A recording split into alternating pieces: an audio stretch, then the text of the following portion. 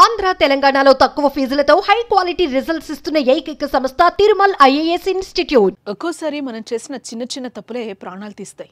ఏం కాదులే అన్న నిర్లక్ష్యానికి తోడు దురదృష్టం వెంటాడి జీవితం అర్ధాంతరంగా ముగిసిపోతుంది. ఇది నిజమే అనడానికి ఎన్నో ఘటనలు సాక్ష్యంగా కూడా ఉన్నాయి. తాజాగా అలాంటి ఘటన తమిళనాడులోనూ జరిగింది. ఓ చేప ఓ వ్యక్తి ప్రాణం తీసింది. నమ్మశక్యంగా లేకపోయినా చేప కారణంగా ఆ వ్యక్తి స్పాట్లో చనిపోవాల్సి వచ్చింది. ఇందుకే ఏం జరిగింది?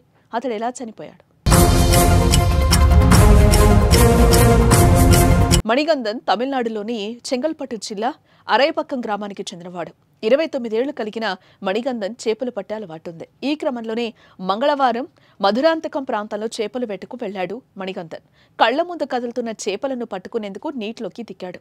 ఇంతలోనే ఓ చేప చేతికి చిక్కింది. అదే సమయంలో మరో చేప కంటపడింది. వెంటనే మణిగంధన్ చేతిలో ఉన్న చేపను నోట్లో పెట్టి రెండో దాన్ని పట్టుకునేందుకు ప్రయత్నించాడు. అదే అతడు చేసిన అతిపెద్ద తప్పు.